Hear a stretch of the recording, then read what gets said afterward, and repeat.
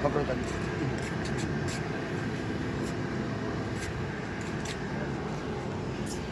वो यमुना मैया की जय। यमुना महारानी आज का दर्शन। प्रभु जी आप माता कहाँ रानी विराजते का। हैं?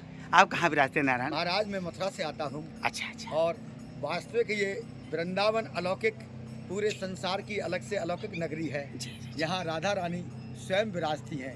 रात्रि में रोज आकर के अपना आनंद लेती हैं, नृत्य करती हैं। वैसे तो कण कण में समाई हुई हैं राधा रानी। जी। इनका तो मुख में वर्ड भी नहीं, इतने शब्द भी नहीं है जो इस वाणी से हम वर्णन कर सकें। लेकिन फिर भी हो ना हो साधु की सेवा, साधु व संतों के व भक्तों के यहाँ दर्शन मिलने को मिलते हैं। यमुना महारानी का दर्शन हमको मिलता है। इस बहाने से हम और लोगों को भी करा देते हैं बेचारे जिन पर समय नहीं निकल पाता, नहीं आ पाते। क्योंकि देखो प्रत्येक प्राणी का अपना अलग अलग साधन होता है। किसी पर कभी कभी आया जाता तो हम कोशिश तो आप करते हैं। नित्य परिक्रमा लगाते हैं? ज़्यादातर कोशिश यही होती है महाराज कि हम नित्य परिक्रमा लगाएं, क्योंकि ये मानव का जो जीवन है बड़ी मुश्किल से हमको मिला है। और यहाँ आने से पॉजिटिव वाइब्रेशन होता है, हृदय के अंदर मस्ती भरा हुआ जीवन हमको लगता है। इसलिए हम सोचते हैं कि जब राधा रानी बुलाई रही है तो हम क्यों ना यहाँ आकर के परिक्रमा लगाएं।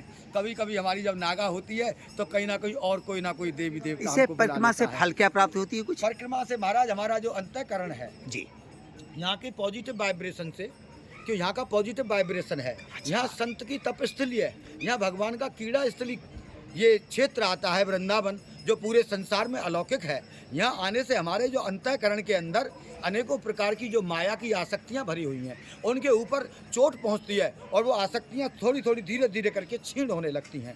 और जब जितनी हमारी मोह आसक्तियाँ क्षीण होती हैं उतना ही हमको प्रभु प्रेम प्राप्त होता सा नज़र आता है। इसीलिए हम सोचते हैं कि वृंदावन में जाएं, संतों से आशीर्वाद लें, यमुना महारानी के दर्शन करें, जिससे हम भी जो पापाचरण करने का जो हमारा हृदय का वो भाव है, कैसे भी ये भगवदाचरण करने लगे, मंगलाचरण करने लगे, जिससे ये जीवन हमारा वास्तविक जो जीवन लेने का जो लाभ है वो आपके चरणों की कृपा से हमको पूर्ण हो जाए और हम अपना वास्तविक स्वरूप उस आत्मानंद, उस परमानंद स्वरूप का दर्शन कर अपने जीवन को हम पार करें।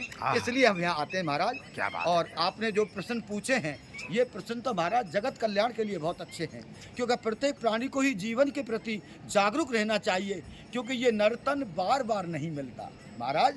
ये नर्तन बार बार नहीं मिलता, ये नर्तन बार बार नहीं मिलता।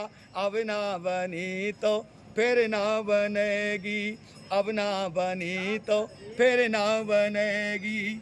और प्राणी क्या करता है, खाली इतना ही नहीं कि परिवार को पाल लिया, पढ़ा दिया, लिखा दिया, बड़ा कर दिया, बूढ़े हो गए, चले गए, नहीं, ऐसे नहीं। उसको कायदे में, और ये कवि भी कह रहे हैं जो वास्तविक जो भगवदाचरण करने वाले जो कवि जो आध्यात्म से जुड़े हुए, भजन किया नहीं सत्संग में आया, भजन किया नहीं सत्संग में आया, मानव जन्म तूने बिरथा गवाया। ये जननी तेरी तोय फिर ना जनेगी, ये जननी तेरी तोय फिर ना जनेगी। अब ना बनी तो फिर ना बनेगी, अब ना बनी तो फिर कब बनेगी। महाराज ये जीवन में सुनहरा मौका मिला है, अगर ये भी हाथ से खो गया, ये भी अगर हाथ से चला गया, अज्ञान में, सुसप्ति में, मोह निशा में, जवानी के मद में, होश में अगर हम होश खो बैठे, तो ये मानव का जो जीवन हमको कल्याण के लिए मिला है, प्राप्ति के लिए मिला है, कुछ परम तत्व की प्राप्ति के लिए मिला है, ये जीवन हमारा कौड़ियों में ऐसे ही लुट जाएगा। जैसे हम अंधे आए वैसे ही अंधे चले जाएंगे। प्राणी बहुत बड़ा भाग्य लेकर के आता है, प्रारब्ध लेकर के आता है, उसका सही से उपयोग करे, किसी महापुरुष का सानिध्य प्राप्त कर ले। ओ प्राणी देख तेरी काया है माटी, ओ प्राणी देख तेरी काया है माटी, एक दिन उड़ेगी पतंग जैसे कांटी। जाना पड़ेगा और सब गए हैं, अगर नहीं गए हो तो आप हमें कोई भी बताए, पहले सभी गए हैं, हमको भी जाना पड़ेगा। लेकिन जाएं तो ऐसा भाव लेकर के जाएं जो जाने के बावजूद भी लोगों के हृदय में जिंदे बैठे रहें, ऐसा मस्ती भरा हुआ जीवन लेकर के जाएं।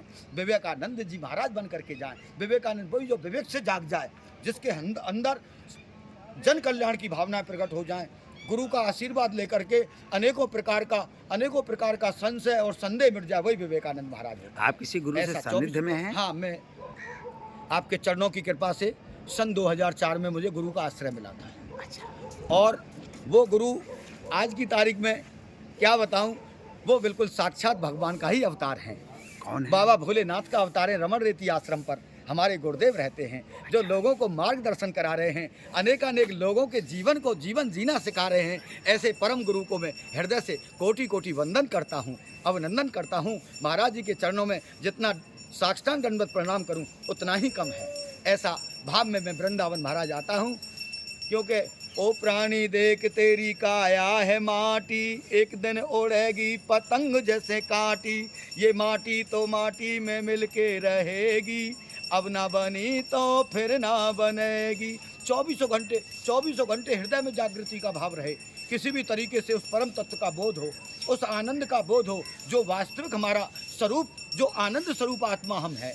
हम उस आत्मा को छोड़ करके 24 घंटे माया के शरीर के प्रलोभन में, लोभ में, आसक्तियों में, धुंध में पड़े रहते हैं। न जागने का टाइम, न खाने का टाइम, न पीने का टाइम। इस प्रकार का जो जीवन है, ये मद से भरा हुआ जीवन, सुसप्ति में पड़ा हुआ जीव न जाने कितनी नरक की यातनाएं भोगता है।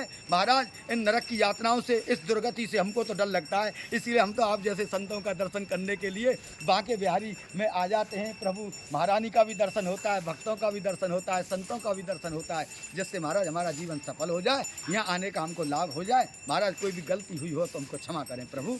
और आप भी अब थोड़ा सा हमें अपना परिचय दें महाराज। आप महाराज कहाँ से आए हो? जी, मैं कैलाश मणिमहेश से आया हूँ। कहाँ से महाराज? कैलाश मणिमहेश। ये कहाँ पड़ता है महाराज? चंबा जिला में पड़ता है, हिमाचल प्रदेश में पड़ता है, सबसे ऊंची चोटी पे। अच्छा। ज्योति निकलती है। अच्छा। साल में 15 दिन के लिए पट खुलता है। हाँ। वो कृष्ण जन्माष्टमी से लेकर राधा अष्टमी तक ही पट खुलता है। अच्छा महाराज। हाँ जी। अच्छा, आपको महाराज यहाँ जैसे आए हो, और तो कितना दिन हो गया आपको यहाँ आए हुए? 4-5 दिन हो गया। अच्छा। मैं आपके राजकुमार भार्गव हैं, मैं उन्हीं के शरण में आ गया हूँ। वास्तव में हमें बड़ी खुशी हो रही है। उन्होंने ऐसा मार्ग प्रशंस करा रहे हैं कि मैं क्या बोलूँ, मुकम करो दिवा चालम वाली प्रवृत्ति जागृत हो रही है हमारे अंदर। अच्छा महाराज, आपको यहाँ ब्रज क्षेत्र में आने पर कैसा महसूस हो रहा है? अब मैं क्या बताऊँ, अब उसको बोल नहीं पाने में असमर्थ हो गया हूँ। एक विशेष आनंद की प्राप्ति हो रही है, बिल्कुल पागल टाइप का प्रवृत्ति हो रही है मेरे अंदर। अच्छा महाराज, ये मैं विनती करता हूँ कि हे प्रभु, जो क्षण है बीत रहा है, यही सबसे बड़ा हमारा सौभाग्य है, और हमेशा बीतता रहे तो अच्छा रहे।